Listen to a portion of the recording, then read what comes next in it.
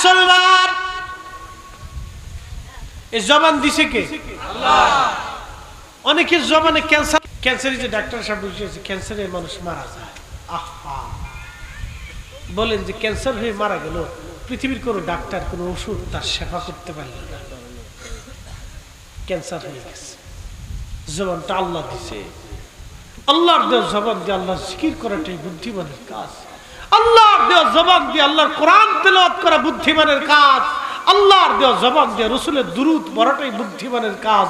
আল্লাহর দেওয়া জবান দিয়ে হক কথা বলাটা বুদ্ধিমানের কাজ। আল্লাহর দেওয়া জবান দিয়ে সত্য কথা বলাটা বুদ্ধিমানের কাজ। আল্লাহর দেওয়া জবান দিয়ে রসুলের পক্ষে স্লোগান দেওয়াই বুদ্ধিমানের কাজ। হাত উঁচু করে বলেন ঠিক কিনা?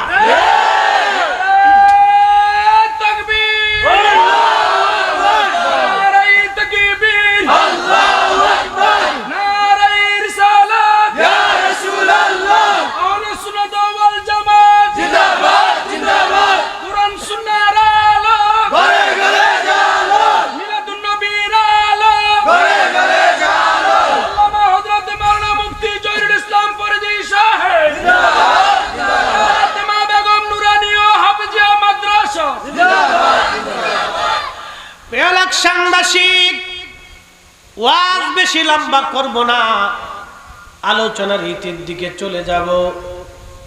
তবে একটা ঘটনা আপনাদেরকে শোনাই দিয়ে যাই। আমাদের ঈমান আর পূর্ব জমানার মুসলমানদের ঈমান কেমন ছিল?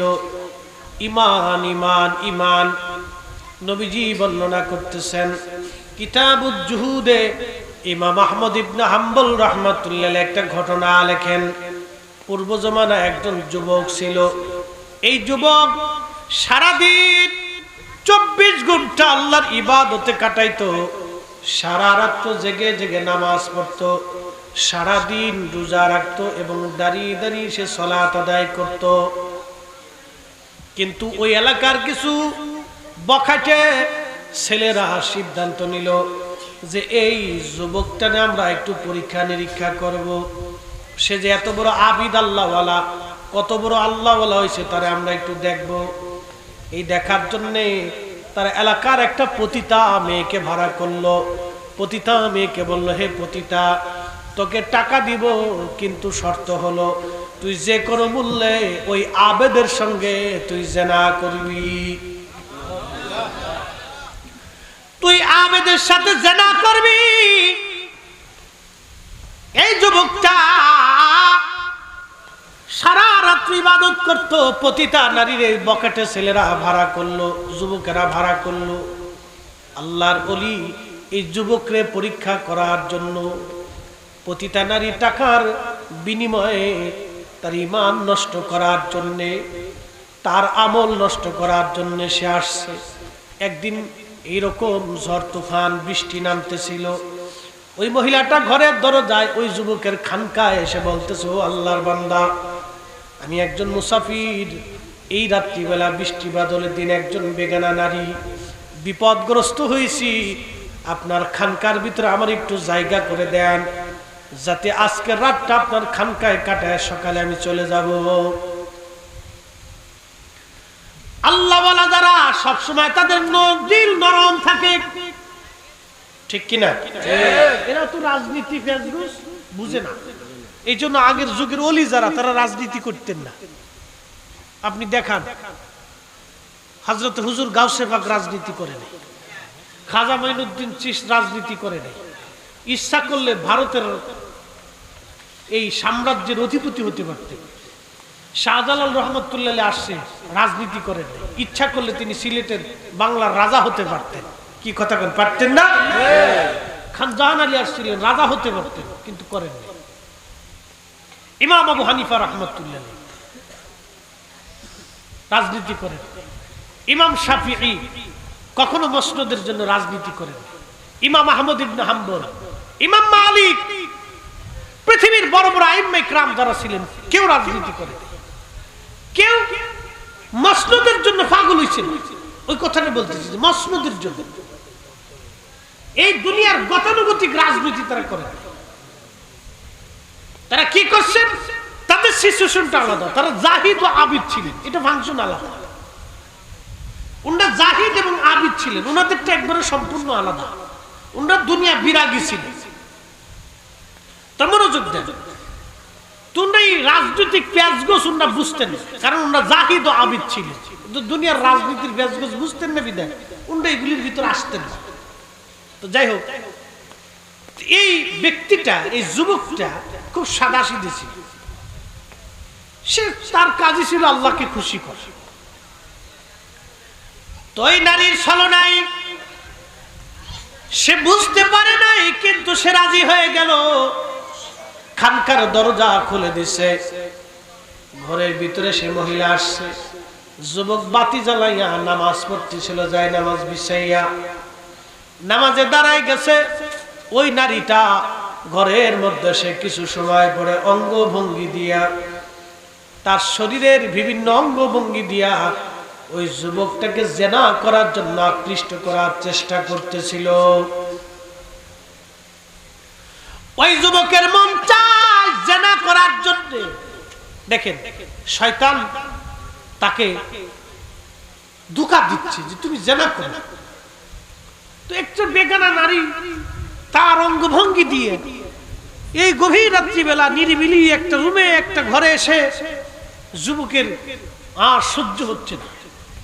সে চাচ্ছে যে জেনা করবে, উদ্বুদ্ধ হবে, কিন্তু এমন সময় তার নফসকে সে ডেকে বলে, হে নফস, তুমি তো জেনা করতে চাও, জেনা করলে যে জাহান্নামের আগুনে পুড়তে হবে, তার আগে দুনিয়ার আগুনে তুমি পুড়িয়ে দুনিয়ার আগুনের স্বাদ আস্বাদন করে নাও। তার সামনে যে আগুন ছিল বাতি, ওই বাতির মধ্যে তার আঙ্গুল ঢুকাই দিল। আগুনে তার আঙ্গুল একটা পুড়িয়ে সারখার হয়ে গেল। আবার সে নামাজে দাঁড়ায়। মহিলা আবার তাকে ধোঁকা দিচ্ছে। সে আবার দ্বিতীয় আঙ্গুল নামাজ শেষ করার পরে দ্বিতীয় আঙ্গুল আগুনের মধ্যে দিয়ে দিল। ওই দ্বিতীয় আঙ্গুলটাও আগুনের মধ্যে পুড়ে গেল। আল্লাহ কোরআনে বলেন, ইন্নামাল মুমিনুনাল্লাযীনা ইযা যুকিরাল্লাহু ওয়াজিলাত কুলুবুহুম ইন্নামাল মুমিনুন, আল্লাহু আকবার, নিশ্চয় তারাই মুমিন, তারাই মুমিন, তারাই মুমিন। ইন্নামাল মুমিনুনাল্লাযীনা ইযা যুকিরাল্লাহু ওয়াজিলাত কুলুবুহুম। আল্লাহ ডাক দিলেন, মুমিন তো তারাই যখন আল্লাহর স্মরণ তাদের অন্তরে আসবে, আল্লাহর ভয়ে অন্তর থরথর থরথর করে কাঁপতে থাকবে। আল্লাহ, ভুল করে ফেলছি, আমি অন্যায় করছি, আমি ভুল করছি, অন্যায় হয়ে গেছে। অন্তর থরথর থরথর করে কাঁপবে। এই মুমিন বান্দা আগুনের মধ্যে তার দ্বিতীয় আঙ্গুল ঢুকাই দিল। এইভাবে সারা রাত্র ওই নারী চেষ্টা করলো তাকে জেনা করানোর জন্য। আর সে একটা একটা করে আঙ্গুল পোড়াইয়া পোড়াইয়া তার হাতের 10টা আঙ্গুল সে আগুনে পোড়ায় ফেললো। একবার জোরে বলা যাবে আল্লাহু আকবার, আল্লাহু আকবার। ঈমান কি কঠিন জিনিস, ঈমান একিন কি জিনিস, ঈমান কি জিনিস, এখান থেকে বুঝে যাবে। 10টা আঙ্গুল পোড়ায় ফেললাম, তারপরে সে জেনা করে নাই। শেষ রাত্রিবেলা ওই মহিলা সে মারা গেল। আমার মালিক তাকে বাঁচানোর জন্য মহিলা মারা গেল। মহিলা যখন মারা যায় তখন ওই বকেটে লোকজন যারাই এই আল্লাহর ওলিকে বিপদে ফেলানোর জন্য মহিলাকে ভাড়া করে আনছে, ওরা বাচ্চার পুলিশ বাহিনী নিয়ে এসে বলতেছে, দেখো এই যুবকটা এই বেগানা নারীকে রাত্রিবেলা মেরে ফেলছে। পুলিশ তাকে ধরে নিয়ে গেল, সৈন্যরা ধরে নিয়ে গেল রাজ দরবারে। রাজার দরবারে বিচার বসলো। রাজা বললেন, হ্যাঁ তুমি হত্যা করেছো, তোমার ঘরের মধ্যে মারা গেছে, তুমি ছাড়া কে হত্যা করবে? আল্লাহর ওলি বলল, না আমি হত্যা করি নাই। রাজা বললেন, না তার ফাঁসি কাষ্ট হবে। যখন তার ফাঁসিতে ঝুলানো হবে তখন রাজা বলল, তোমার কি জীবনের কোনো আশা চাওয়া পাওয়া আছে? তখন ওই যুবক ডাক দিয়ে বলতেছে, রাজা আমার জীবনের একটা চাওয়া আছে, আমারে ফাঁসি দেওয়ার আগে একটু সময় দেন, আমি ওযু করে 2 রাকাত নামাজ পড়ে আল্লাহর দরবারে একটু দোয়া করতে চাই। একবার জোরে বলা যাবে কি মারহাবা? ওই যুবক ওযু করিয়া 2 রাকাত নামাজ পড়ে আল্লাহর দরবারে হাত বাড়াইছে। মারহাবা কর, মারহাবা। কি বাড়াইছে? হাত। জোরে জোরে।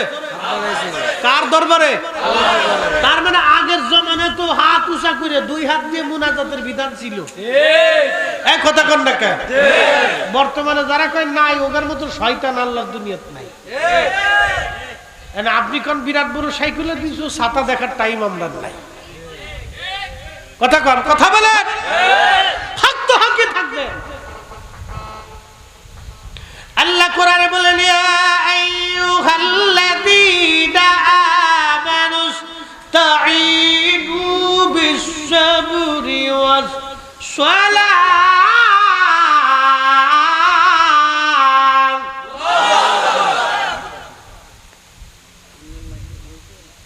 হে ঈমানদার, আমি আল্লাহর সাহায্য তুমি নাও। কেমনে তুমি সাহায্য নিবা?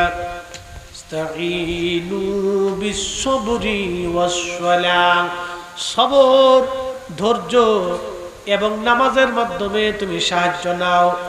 ধৈর্য এবং সলাতের মাধ্যমে তুমি সাহায্য নাও। ধৈর্য এবং সলাতের মাধ্যমে সাহায্য নাও। এই জন্য পৃথিবীর যত ইমাম আসছে নামাজ পড়ার পরে দোয়া করতো। মারহাবা কর। নামাজ পড়ার পরে দোয়া করতো। ইমাম আহমদ ইবনে হাম্বলি ঘটনাটা কিতাবুজ জুহুদে লিখতেছে।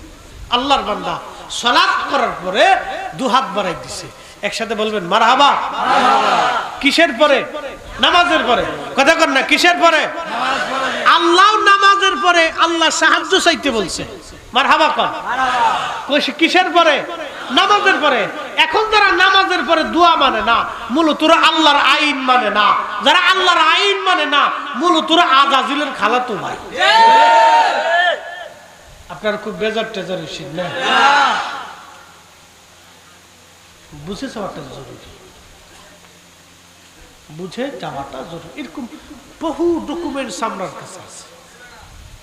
এখন কেউ যদি না মানে, জোর করে মানানোর কোনো সুযোগ নাই। আল্লাহর বান্দা হাত বাড়াই দিছে, অ্যাটেনশন, হাত বাড়ায় কাঁদতেছে। কেঁদে দিয়ে আল্লাহ রে জাহিদ ও আবিদ বান্দা ডাক দে, বলে আল্লাহ আমি জানি আমি যে গুনাহ করি নাই সেই শাস্তি তুমি আমারে দিবা না। আল্লাহ আমি যে অপরাধ করি নাই সেই শাস্তি তোমার দরবার থেকে আমার উপর আসবে না, আমি জানি। কিন্তু রব, এখন যদি আমার ফাঁসি হয়ে যায়, তাহলে সারা জীবন মানুষ বলবে আলেম এবং আবেদরা এরা খুব খারাপ, এরা জানাখোর, এরা পাপিষ্ঠ। ও রব, তুমি আমারে কোনো আবিদ ও আলিমের কলঙ্ক বানাইও না। আল্লাহ আমি দুনিয়াতে কোনো আবিদ ও আলিমের কলঙ্ক হয়ে মরতে চাই না। আল্লাহ আল্লাহ আলিম ও আবিদদের কলঙ্ক আমারে বানাইয়া কবরে নিও না। আল্লাহ আল্লাহ এই আসন্ন বিপদ থেকে তুমি আমারে বাঁচাও। আল্লাহ এই বিপদ থেকে তুমি আমারে বাঁচাই দাও। এই জন্য কোরআনের অপর আয়াতে আল্লাহ বলেন, উদউনি আস্তাজিব লাকুম ইন্নাল্লাযীনা ইয়াস্তাকবিরুনা আন ইবাদাতি সায়াদখুলুনা জাহান্নামা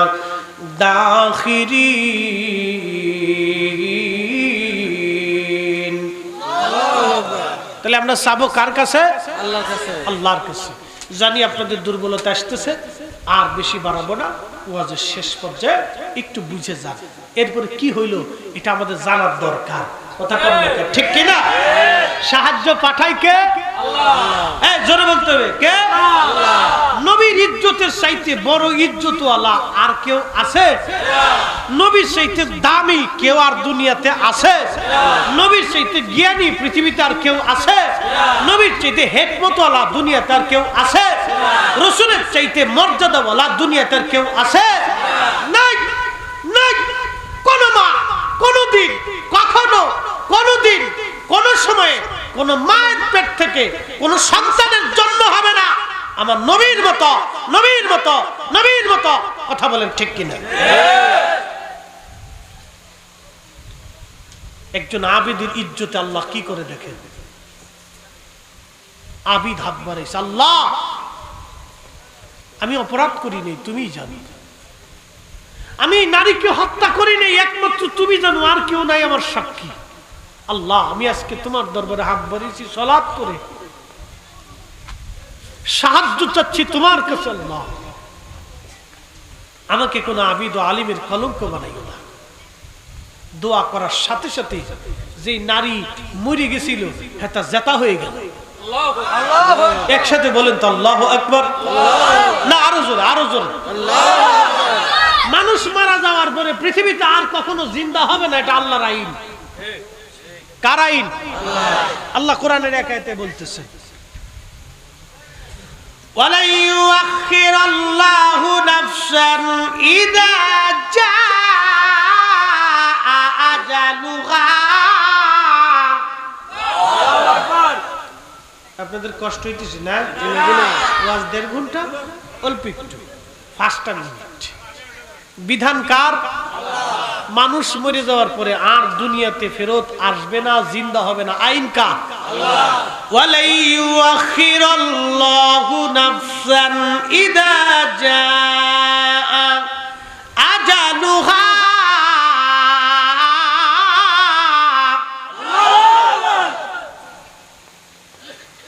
আল্লাহ ডাক দিলেন, বান্দা হায়াত শেষ হলে থাকার সুযোগ নাই, আর চলে গেলে চলে আসলে আর ফিরে আসার সুযোগ নাই। একদিন মাটির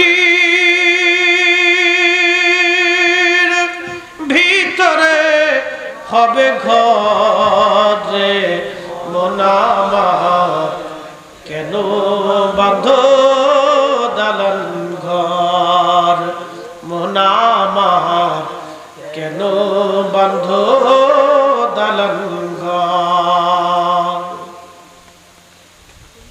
ভাইজান আমার, লাকসামবাসী খুব মনোযোগ দিয়ে শুনিয়া যান। ওই মহিলা জিন্দা হয়ে গেল, আল্লাহর আইন হলো আর ফিরে আসবে না, কিন্তু আল্লাহ তার অলির ইজ্জত বাঁচানোর জন্য মহিলার জিন্দা বানাই দিল। আরো জোরে, আরো জোরে।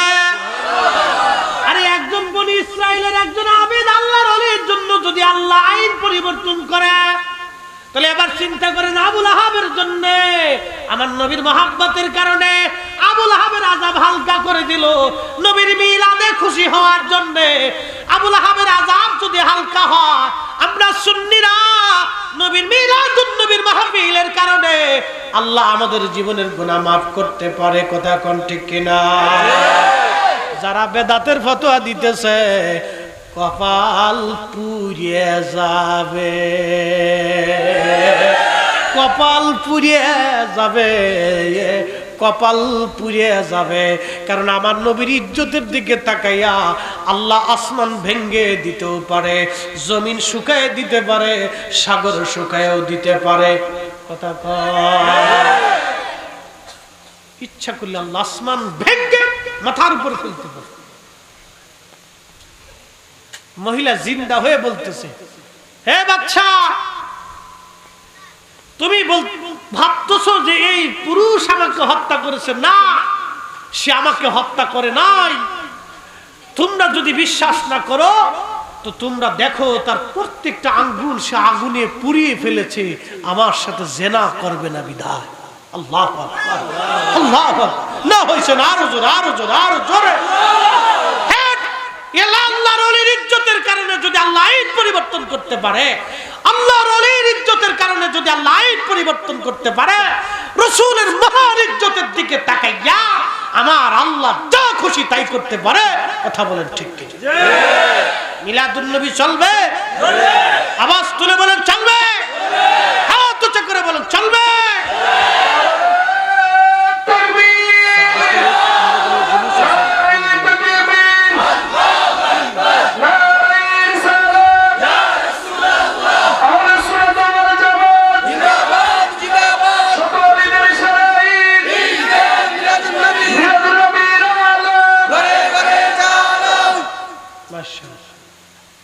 আলোচনার শেষ পর্যায়ে চলে আসছি।